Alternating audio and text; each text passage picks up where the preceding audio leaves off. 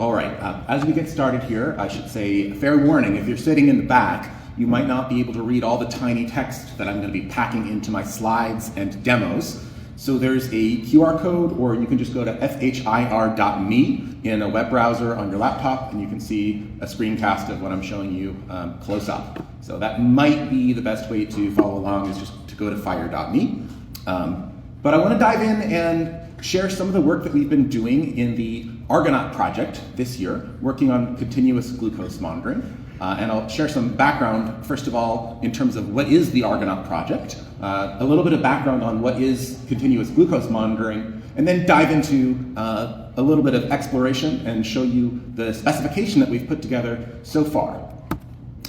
I should mention that my day job is at Microsoft Research, where I lead a small team that's entirely focused on our work with the standards community. So we contribute to the FHIR specifications, and we work very closely with the Argonaut project. And I've been working with Argonaut going back almost a decade now, which is a little hard for me to believe. But this is an effort that's really focused on advancing the capabilities of EHRs, and doing this in a consistent way that's tied back to this consensus standards process hosted in HL7. And over the years, we've honed this kind of annual rhythm where at the beginning of the calendar year, we canvass Argonaut members for project ideas. We look for projects that we can make meaningful progress on in the course of that calendar year. And then we ask participants to make a pitch for a project they think would be a valuable place for us to spend our time. And we typically get more pitches than we can do projects. So we've maybe seen about a 20% yield in terms of the number of pitches that we can actually select. And we've had a theme over the last few years where we've tackled several projects that involve writing data into or back to electronic health record systems. Right now in the US, most of the certification requirements and most of the regulatory focus has been on exposing EHR data for outside clients to read, and that's been a very important and impactful set of activities. But we've been looking at places where we can do more in this sort of bi-directional case. So one that we focused on has been putting together some general rules for how to submit data into an EHR. One that was a little bit more precise was focused on letting third-party apps store or save their configuration state into EHRs. And then last year, we did a project that was focused on vital signs. I'll say for folks who are just coming into the room, if you want to see these slides closer up, FHIR.me will give you a screencast of the content that I'm showing here, so you can load that in your local browser. So that's a little bit about the Argonaut selection process in general, and I want to share one of the pitches that we got this year, which we wound up actually selecting to work on monitoring blood glucose data, being able to write blood glucose history back into EHR systems. And the pitch here was that there's increasing use of continuous glucose monitoring. Many providers are starting to rely on and use these kinds of data, but oftentimes they have to leave the EHR and go into some kind of external portal or platform in order to see those data. And then it would be really valuable if we could have a FHIR API for writing these blood glucose measurements back into EHR systems. Now, one of the questions we always try to ask in this Argonaut selection process is, well, what would happen if we just didn't do anything? How is this working today? What's the kind of current path? And the answer is there are data flowing. There are CGM data landing in EHRs today, but they tend to be these kinds of difficult to achieve integrations. So they're often building on HL7 v2 message feeds. They often require significant customization site by site. And often the data that are flowing in through these feeds are not discrete data, but rather kind of PDF reports summarizing how a person's blood glucose has been over the past couple of months. So this was a pitch that we decided to select and then develop further to understand, what are the places where we can really make a difference as an industry group in this year. So I'll tell you a little bit more about the Argonaut process in a moment, but I just want to share a little bit of background to level set on continuous glucose monitoring. So what is a CGM?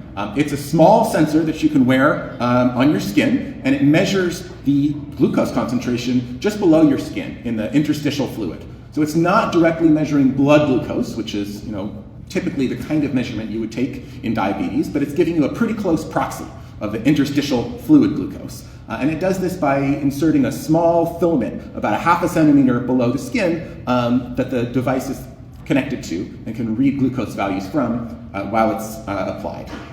And the sensor, the device that you wear typically on your arm, will transmit data to a receiver.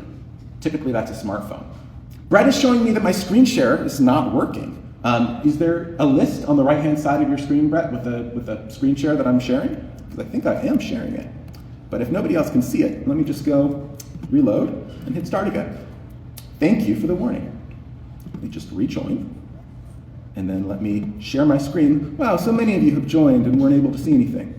Thank you, Brett, for the heads up. But somebody made a cool canvas. That's cool. So now you should be able to click and see my screen share in the Jitsi. Thank you for that. So that's the CGM. It records data onto the sensor. It transmits data typically to a smartphone, typically through Bluetooth. And common devices that are on the market right now will do that kind of transmission maybe once a minute or once every 5 minutes with a new glucose value that will land on the phone. And the availability and the use of continuous glucose monitoring has gone up dramatically over the last decade plus. And these devices have gotten better in terms of their accuracy and their ease of use, and there's much broader access to CGM technology than there has been in the past. The place or the population where CGM is most widely used would be people with type 1 diabetes. And I was looking for more up-to-date information, but the closest I could find was a study published this year looking at a study period that went all the way back to 2019. But even back in 2019, they found that about half of individuals with commercial insurance who had type 1 diabetes were using CGM technology even back then, and that the rate of increase was something like 2 or 3 times over a decade. And then there's certain populations where the CGM use is higher, and that includes children. And there's a lot of data around outcomes in this population, the type 1 diabetes population, for CGMs. So some of these are using these kinds of coarse-grained measures, like the hemoglobin A1C, which gives you kind of a rough average of what blood glucose has been over a few months. Some of these are more tailored to diabetes management, where you want to see how much of the time does somebody spend in their target glucose range.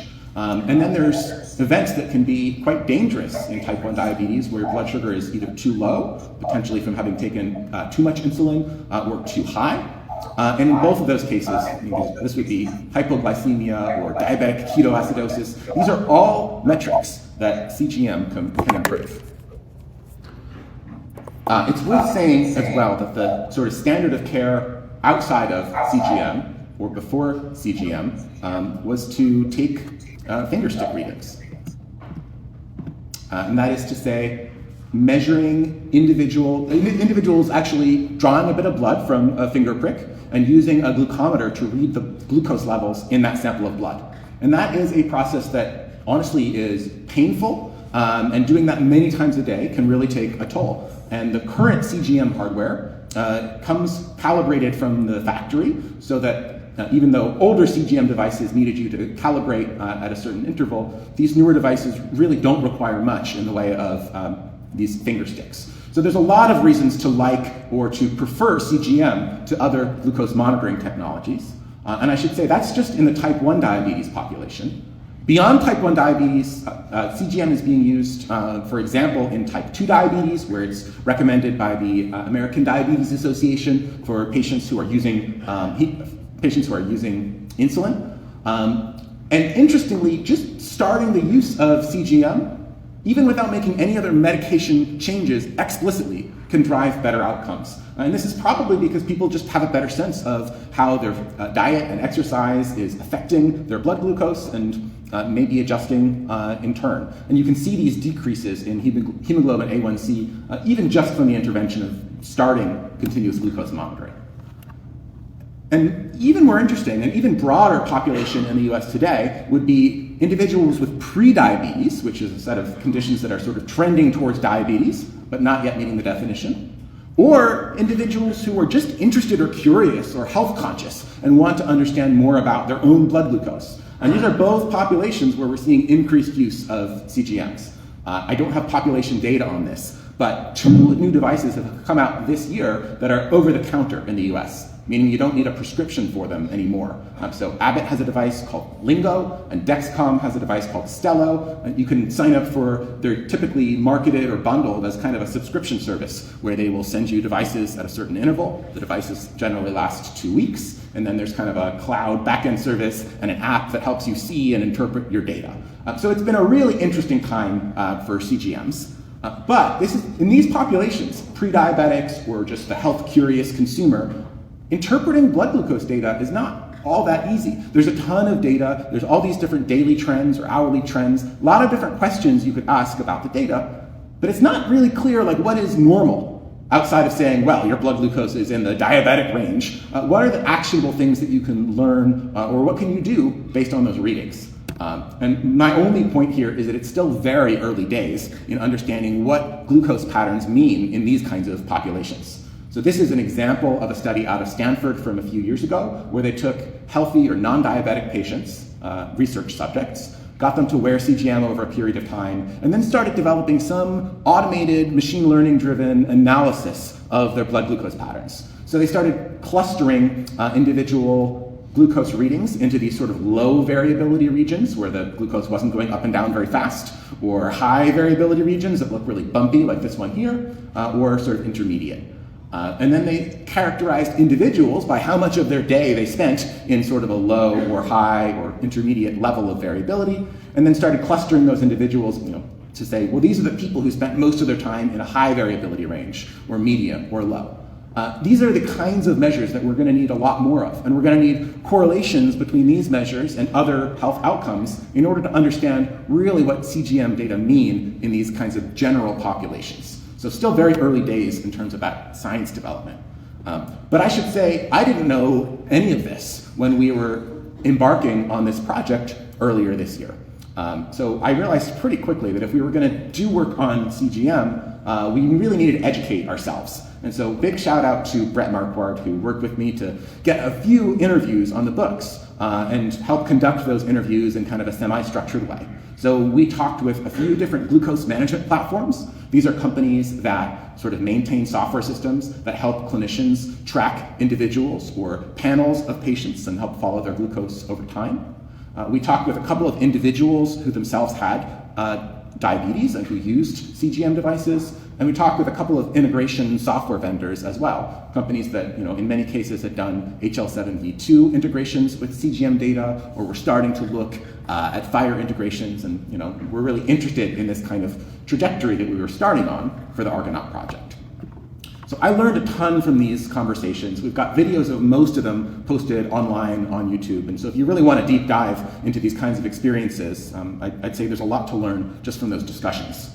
But one theme came out from those discussions, which was almost everybody had either been part of or carefully read the work of a 2022 project called iCODE. And this was kind of an industry consortium that came together through the Diabetes Technology Society to build recommendations for how glucose could be tracked and shared across systems. So really well corresponding, really well correlated to the work that we wanted to do in Argonaut this year. And while this was technical work that got into detailed data profiling, it didn't get into sort of over-the-wire technologies like how you would use FHIR or how you would set up permissions or model these kinds of things in terms of observation resources. So this turned out to be a really great starting point for us.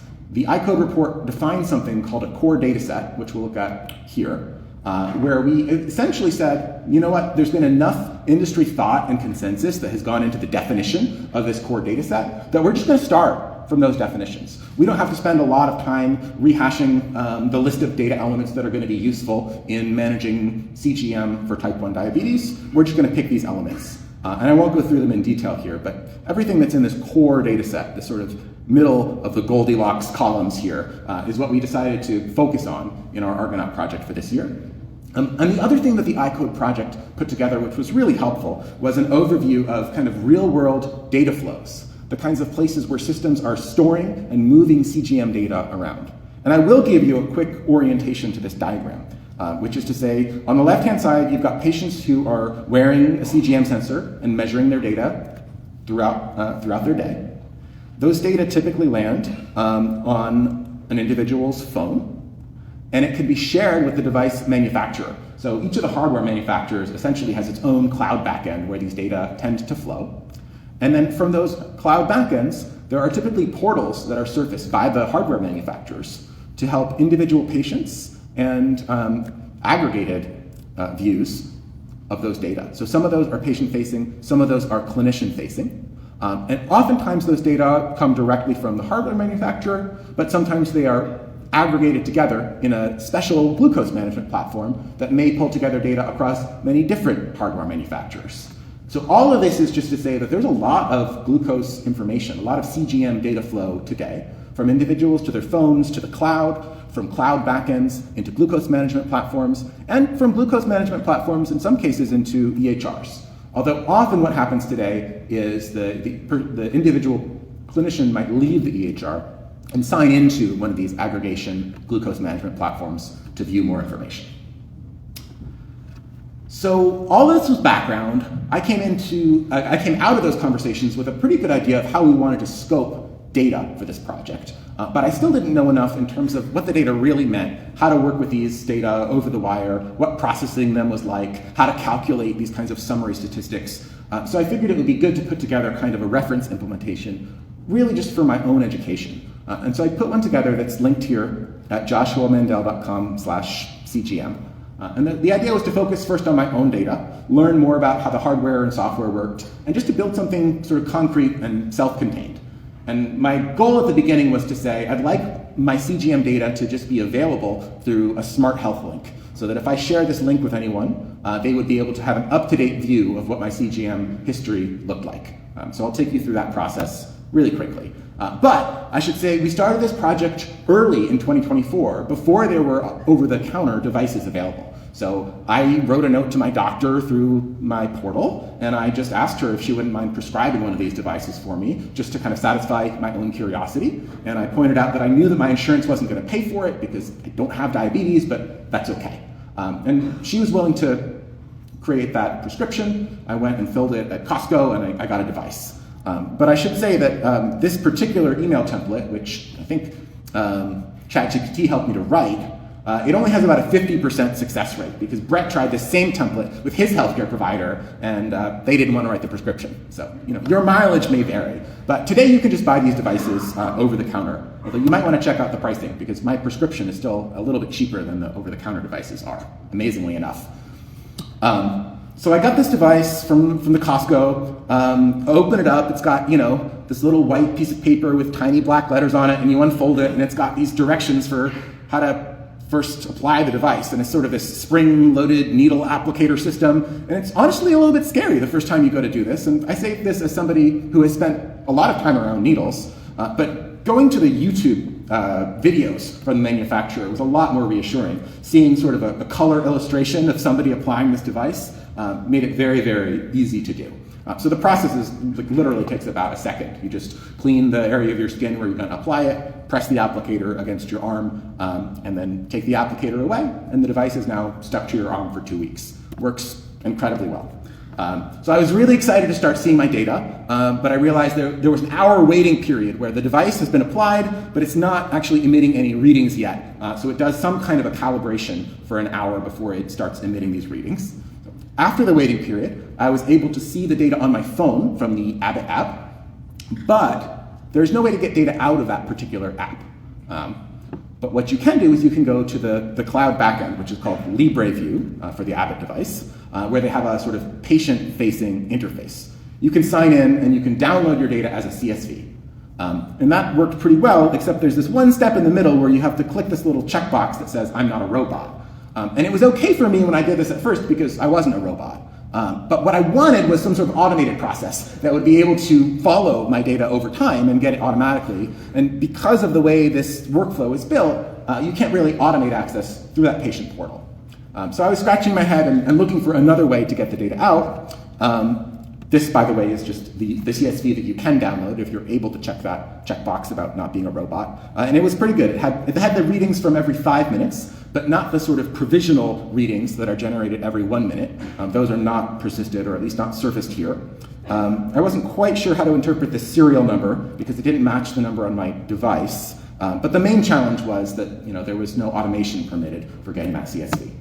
But I found an Android app, an open source app maintained by a solo developer in the Netherlands that was just really exactly what I wanted. It has an extremely idiosyncratic UI. This is an app called JugGluco, and it involves all kinds of reverse engineering of the protocols for these manufacturers and their backends. It involves a lot of kind of hidden features. It actually records your glucose values from the device and then also runs a little web server on your phone so that other apps on your phone can connect to it over a local socket. It's like, it's a developer's dream, although this is probably not an app that's meant for the general population. But I was able to take this and stitch it together into a kind of workflow where the data would land in the JugGluco app, and then I built a little progressive web app just using HTML and JavaScript that could wake itself up periodically on my phone and talk to the web server that JugGluco ran. So this is a web connection just between two apps on my own phone.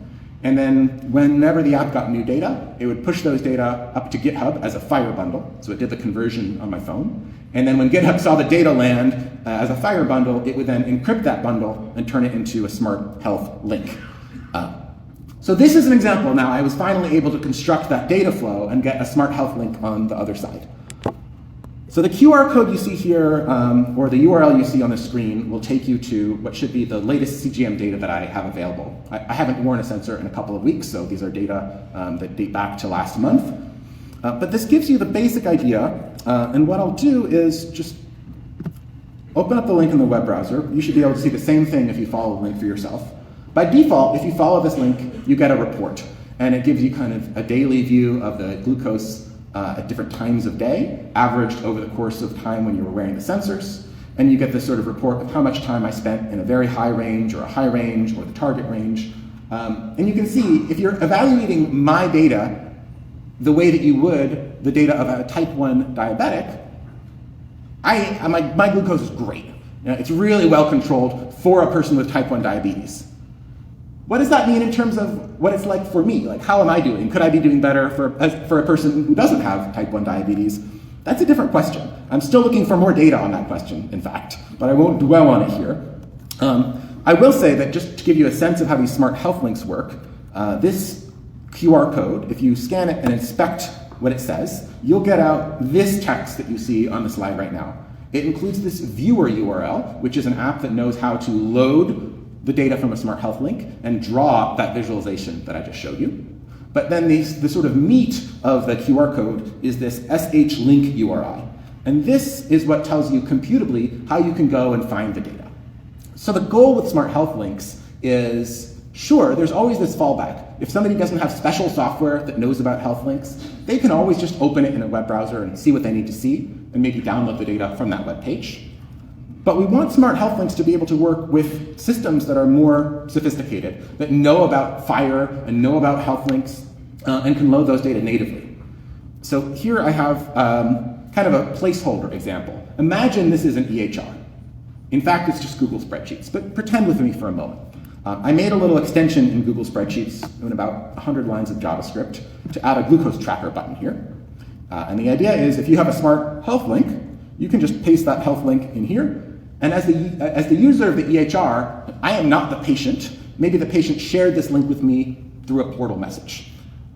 I don't have to do anything here to open up the data in a web browser. All I have to do is load it through this built-in module that can run inside my EHR, and it'll pull out 4,000 glucose observations into a table, and now I can start to generate charts or inspect the data. So this is just to say that one of the goals of smart health links is enabling this sort of data-oriented access, where an EHR can load the data from a smart health link without needing to send the user off into a new web session somewhere. So this is the demo that I put together sort of for myself before we launched this Argonaut project in earnest. As we launched the project this year, though, the focus has been on defining patterns that work in a more tightly integrated environment, where glucose platform developers, hardware manufacturers are working closely with EHRs and want to be able to integrate the data they're collecting into the clinician-facing experience.